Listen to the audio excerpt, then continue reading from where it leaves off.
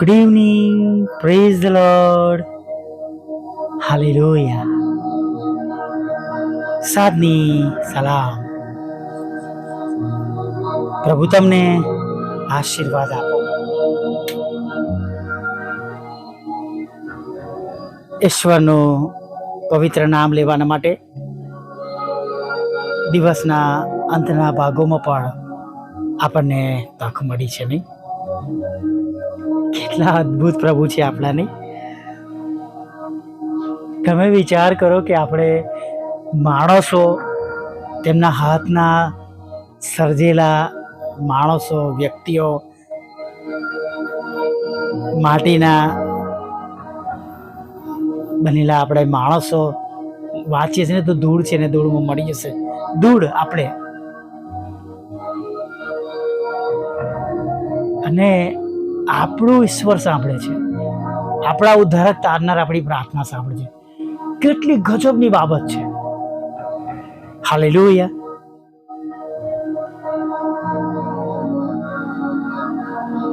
છેક સ્વર્ગમાં તેઓ તમારી અને મારી પ્રાર્થના સાંભળે છે. હાલેલુયા.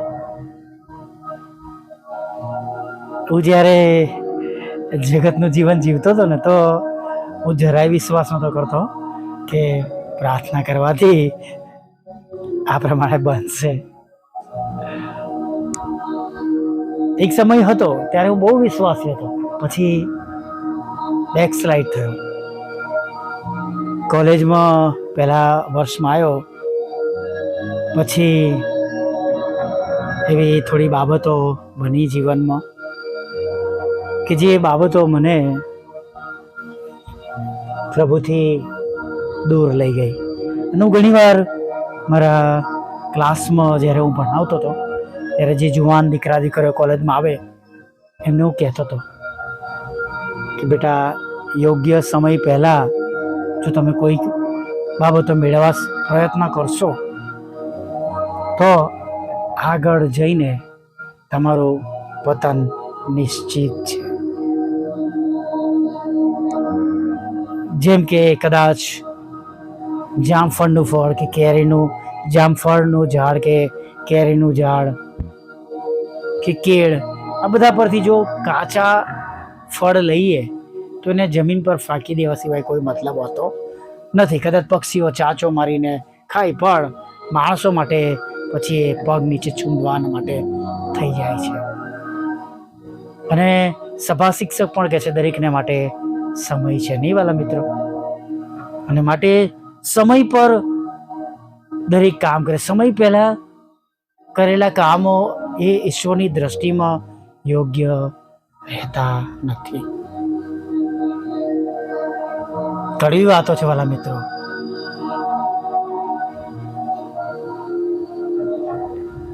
જમાનો બહુ ખરાબ છે. ચોક્કસ જે વચનમાં તો કહેવામાં આવ્યું જ છે કે નૂના સમયમાં જેવું હતું એવું બધું બનશે. અને આ તો કદાચ એના કરતાં પણ ખરાબ સમય છે. અને હજી પણ આપણે પ્રભુની કૃપાના લીધે આપણે બધા ટકી રહ્યા છે. નહીં તો જો છેલ્લું રણછેડું વાગી ગયું હોત તો શું થઈ જાય. પણ જાણે પ્રભુ શું વચ્ચે આવે છે ને દરમિયાનગીરી કરે છે. પિતા, હજી થોડી રાહ જોઈએ. વિલંબ નથી, પણ ઘણા બધાના બચાવના માટે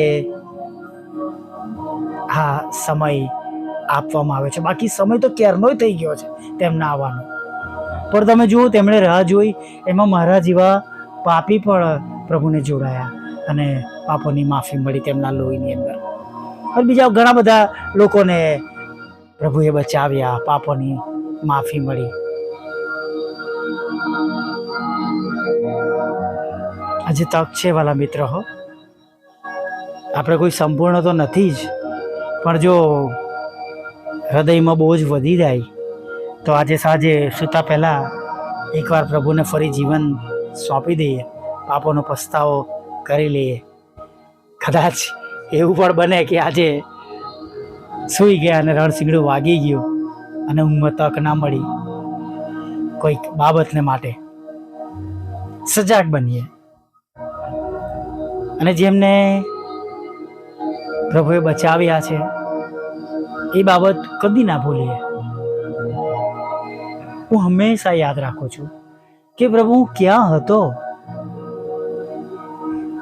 અને તમે મને ક્યાં લાવી દીધો.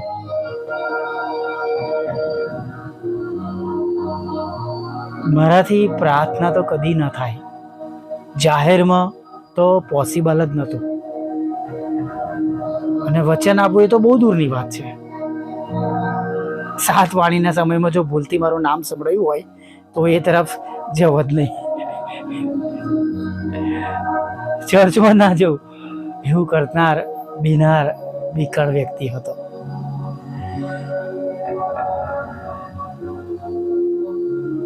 એવું નતું, કઈ કામ નતો કરતો. તમને નવાઈ લાગશે કે ચર્ચમાં સેક્રેટરી હતો અને ક્વાયરમાં વગાડતો હતો, પણ એ બધું પૂરતું નથી વાલા મિત્ર. તારણ ના પામ્યા હોય, પ્રભુને જીવન સોંપ્યું ન હોય તો કોઈ મતલબ નથી. માફ કરજો આટલું ખુલ્લું સત્ય બોલવાને માટે, પણ આ સત્ય છે. ભલે ને પ્રચાર કરનારા હોય પણ પ્રભુથી દૂર હોય, તારણ ન પામી હોય, પાપોની માફી ન માગી હોય, જગતનું જીવન જીવવાનું ચાલુ રાખ્યું હોય તો બીજું બલિદાન નથી.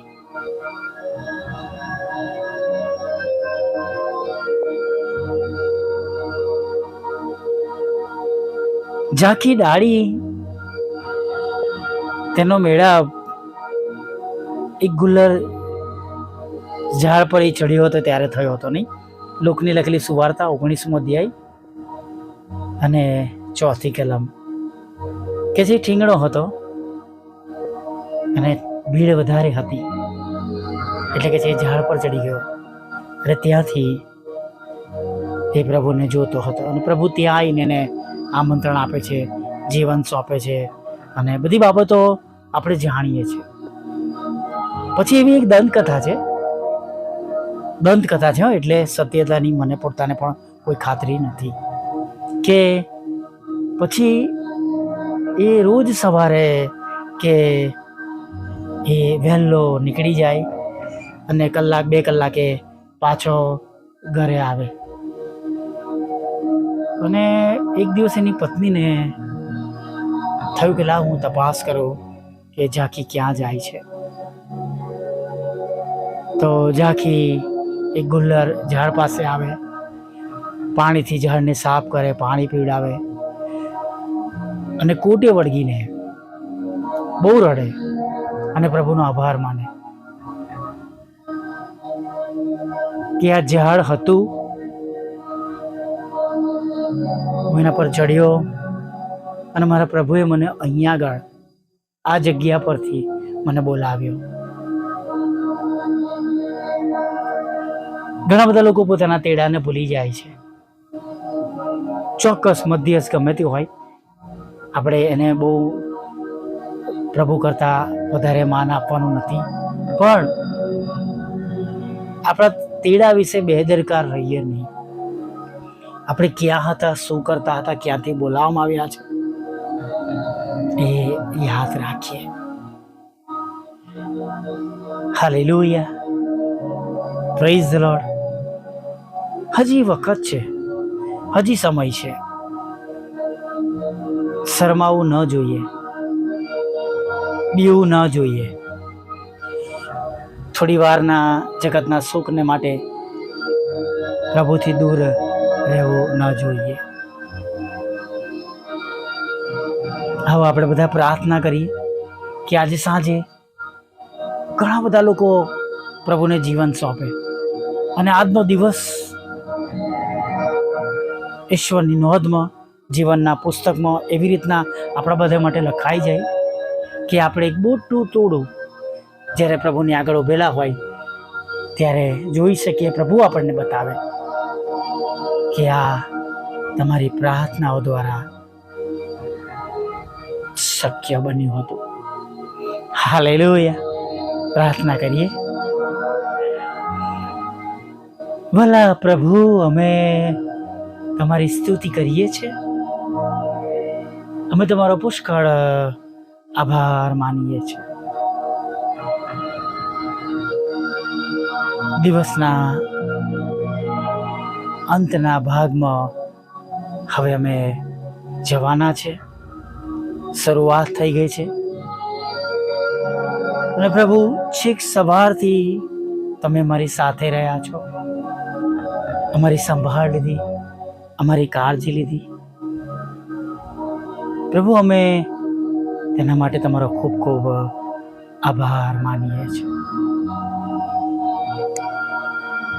પ્રભુ, આ તો તમે હતા, તમે અમને દોરવણી આપી, અમારી સંભાળ લીધી, કાળજી લીધી કે પ્રભુ અમે અત્યાર સુધી સુરક્ષિત છે, સલામત છે, તમારી પાછળ ચાલી રહ્યા છે, નિર્ભય રીતે અમે ચાલી રહ્યા છે.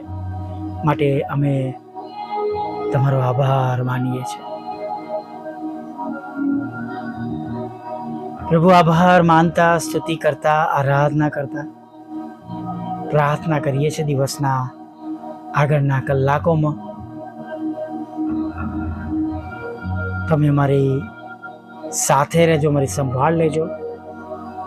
તમને મળવા આવેલા એક લોકો તમને મેળવીને જાય, આશીર્વાદ લઈને જાય, તમને જીવન સોંપી દે. અને એ સર્વ બાબતો તેઓ કરતા હોય તો છોડી દે જે તમારે માટે અયોગ્ય છે, તમારી દ્રષ્ટિમાં અયોગ્ય છે, તમને પસંદ નથી, અને જે તેમના આશીર્વાદોની વચ્ચે વિહિતરૂપ છે, જે પ્રભુ સ્વર્ગીય આમંત્રણ છે, પ્રભુ અનંત જીવનનું આમંત્રણ છે, એની વચ્ચે પ્રભુ એ બાબતો અટકાવરૂપ છે. પ્રભુ, એ બધી બાબતો દૂર થાય, છોડ દે લોકો. એવું તમે થવા દેજો. દરેક ઘૂંટણ નમી જાય, દરેક જીભ કબૂલ કરે તમે દેવના દીકરા છો, એવું થવા દો. અમારો પ્રભુ પુષ્કળ ઉપયોગ કરો, અમારી સેવાઓનો ઉપયોગ કરો. પ્રભુ, અમે જે તમારા નામમાં વચનો મૂકીએ છીએ, પોસ્ટ મૂકીએ છીએ, વિડીયોઝ મૂકીએ છીએ પ્રભુ, યુટ્યુબ, ફેસબુક પર પ્રભુ લિંક મૂકીએ છીએ, વચનો મૂકીએ છીએ, બોધ મૂકીએ છીએ પ્રભુ, પ્રાર્થનાઓ મૂકીએ છીએ પ્રભુ, એ બધી પુષ્કળ આશીર્વાદિત થાય. ઘણા બધા આત્મનાશમાં જતા બચી જાય એવું થવા દો.